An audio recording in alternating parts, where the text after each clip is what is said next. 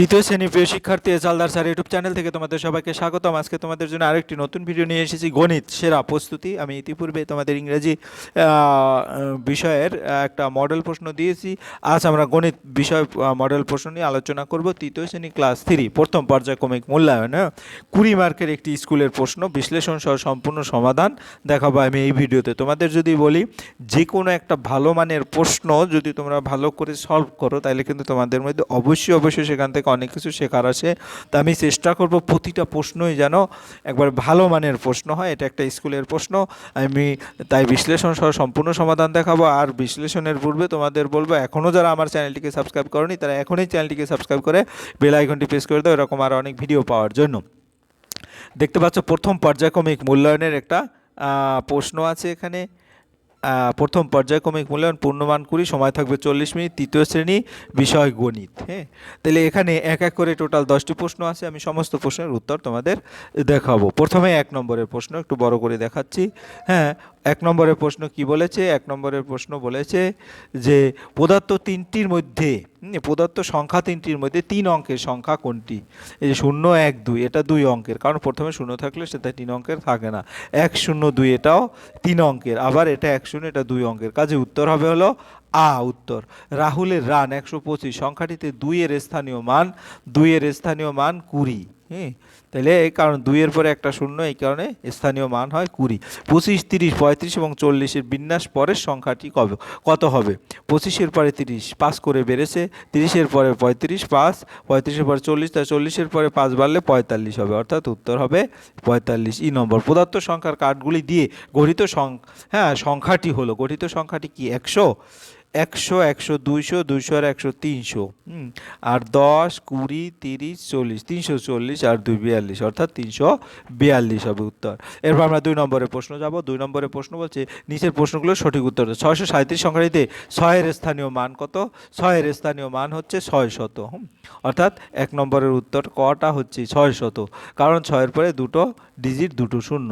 তবে 2, 3, 4 দ্বারা গঠিত বড় সংখ্যাটি, আমরা জানি বড় সংখ্যা সবচেয়ে বড় সংখ্যা আগে আসে, অর্থাৎ 4, 3, 2 432 হবে উত্তর।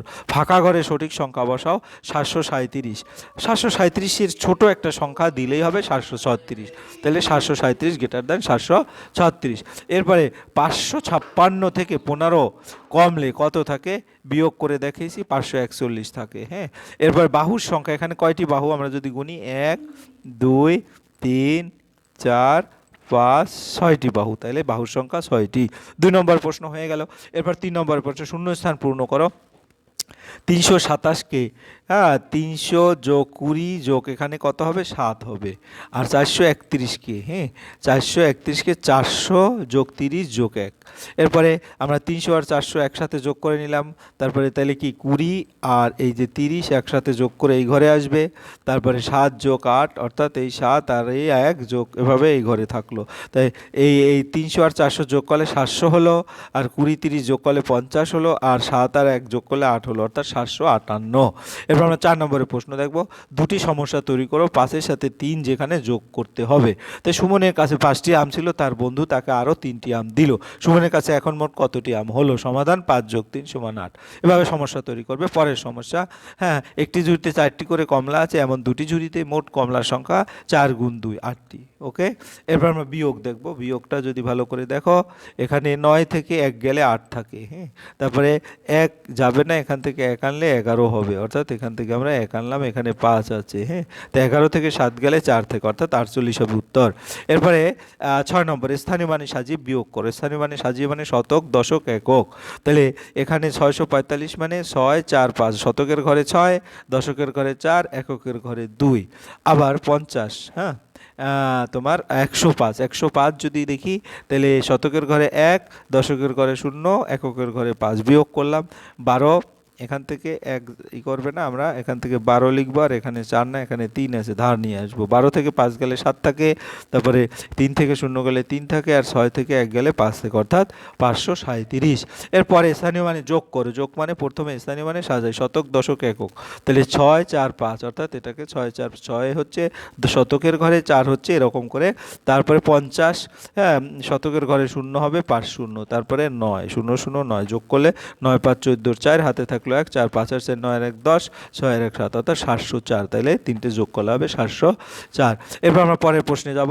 শাকিল 5 বস্তা নারকেল নিয়ে বাজারে যাচ্ছে, প্রতি বস্তা 28টি করে নারকেল আছে, তাহলে শাকিল মোট কতটি নারকেল নিয়ে বাজারে গেছে? তা 28 গুণ 5 হবে, 28 গুণ 5 করলে 140টি নারকেল নিয়ে বাজারে গেছে। 3 দিনে 36টি মাটির হাঁড়ি তৈরি হলো, একদিনে কটি হাঁড়ি তৈরি হবে? তা একদিনে 36 ভাগ 3, 3 12 36। তোমাদের নামতা এখন ভালো করে শিখতে হবে। এখন তোমরা তৃতীয় শ্রেণীতে উত্তীর্ণ হয়েছো। বাবা বাজার গিয়ে 15 টাকার তরমুজ, 50 টাকার মাছ, 25 টাকার বেগুন কিনলেন। বাবা মোট কত খরচ করেন? তরমুজ 15 টাকা, মাছ 50 টাকা, বেগুন 25 টাকা, মোট খরচ 5 আর 5 10, 5 আর 2 7 আর 1 8 অর্থাৎ 90 টাকা, মোট খরচ 90 টাকা। এরপর তুমি মেলায় নাগরদোলায় চড়লে, সেখানে 60টি খাঁচায় 350 জন বসে, একটি খাঁচায় কতজন বসেছে? তাহলে 60টি খাঁচায় 350 জন বসলে একটি খাঁচায় বসবে 350 ভাগ 7। তাহলে আমরা 7কে নর্মালি 7-এর ঘরে নামতাম, 5 7 35 আর একটা শূন্য রয়ে যাবে। আমরা নর্মালি যে ভাগটা করি, তারপর আমি তোমাদের এবার ভাগটা দেখিয়ে দিলাম। 350 অর্থাৎ 5 7 35, ঠিক আছে। আর এখানে শূন্য আসবে, এই শূন্যটা এখানে নিয়ে যাবে, ঠিক আছে। এভাবে উত্তরটা করবে।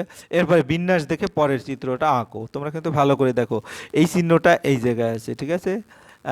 আর পরের চিহ্নটা কিন্তু এই দিকে, অর্থাৎ এর মাঝখানে যে কোণটা 90 ডিগ্রি, তাহলে এর পরের চিহ্নটা এই দিকে, এরকম মাঝখানের কোণটা 90 ডিগ্রি, তাহলে তারপরের চিহ্নটা এরকম হবে, অর্থাৎ এখানের কোণটাও 90 ডিগ্রি হবে। তাহলে আমরা সেই চিত্রটা দেখিয়ে দিচ্ছি যেরকম, ওকে, ক্লিয়ার।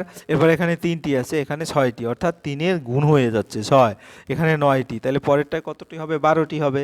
আর এখানে দেখো, এটা যখন আছে তারপরে এই দিকে ডিরেকশন গেছে, অর্থাৎ 90 ডিগ্রি ডিরেকশন, আবার এখান থেকে এই দিকে ডিরেকশন, অর্থাৎ এটাও 90 ডিগ্রি, তাহলে তারপরেরটা হবে এইটা। তাহলে আমরা এটা এভাবে দেখব, 3 অঙ্কের বৃহত্তম সংখ্যা থেকে 3 অঙ্কের ক্ষুদ্রতম সংখ্যা বিয়োগ করো, উক্তিটি কথায় লেখো, সেটা বলছে। তাহলে 3 অঙ্কের বৃহত্তম সংখ্যা হচ্ছে কত? 9 9 9। 3 অঙ্কের ক্ষুদ্রতম সংখ্যা হচ্ছে 1 0 0। এটা বিয়োগ করলে 9 থেকে 0 গেলে 9, আমরা একটা বিয়োগ চিহ্ন দিয়ে দেই। 9 থেকে 0 গেলে 9, আর 9 থেকে 1 গেলে 8, অর্থাৎ বিয়োগফল কথায় হচ্ছে 899। এরপর আমরা চলে যাব 10 নম্বরের প্রশ্ন। 10 নম্বর, একটি করে বর্গাকার, আয়তকার, বৃত্তাকার এবং ত্রিভুজাকার চিত্র অঙ্কন করো। বর্গাকার চিত্র আঁকতে গেলে আমাদের কি করতে হবে? 4টি বাহুই সমান করে আঁকতে হবে, অর্থাৎ এই 4টি বাহুর সমান কাজে এটা বর্গাকার চিত্র। আয়তকার চিত্র, বিপরীত বাহু দুটি সমান এবং মাঝখানের এই যে কোণটা সেটা কিন্তু 90 ডিগ্রি, এই কারণে এই দুইটা বাহু সমান, আবার এই দুইটা বাহু সমান, ঠিক আছে। আমি যদি এই দুইটা বাহুকে এভাবে দিই যে এই দুইটা বাহু সমান আর একটা একটা। এরপরে বৃত্তাকার একটা সেন্টার ধরে কে কেন্দ্র করে একটা বৃত্ত, যেটা অঙ্কন করতে হয় গোল একটা বৃত্ত। আবার ত্রিভুজ, ত্রিভুজ বলে নাই নির্দিষ্ট কোনো সমবাহু প্রতিবিম্ব, তুমি 3টা বাহু দ্বারা, যেমন 3টা বাহু দ্বারা একটা শেপ করে নিলেই সেটা কিন্তু ত্রিভুজ হয়ে যাবে। এই ছিল তোমাদের গণিত এর একটা পোস্টের পূর্ণাঙ্গ বিশ্লেষণ সহ উত্তর। আশা করি ভিডিওটি মনোযোগ সহকারে দেখলে এভাবেই কিন্তু ভালো করে প্র্যাকটিস করলে তোমরা প্রথম ইউনিট টেস্টে ভালো করতে পারবে। পরিশেষে তোমাদের পরীক্ষা সবার ভালো হোক এবং তোমরা এখন থেকেই ভালোভাবে প্রস্তুতিতে লেগে যাও। ভিডিওটি দেখার জন্য অসংখ্য ধন্যবাদ। ভিডিওটি ভালো লাগলে লাইক কমেন্ট শেয়ার করতে ভুলবে না। আজ এই পর্যন্তই, ধন্যবাদ সবাইকে।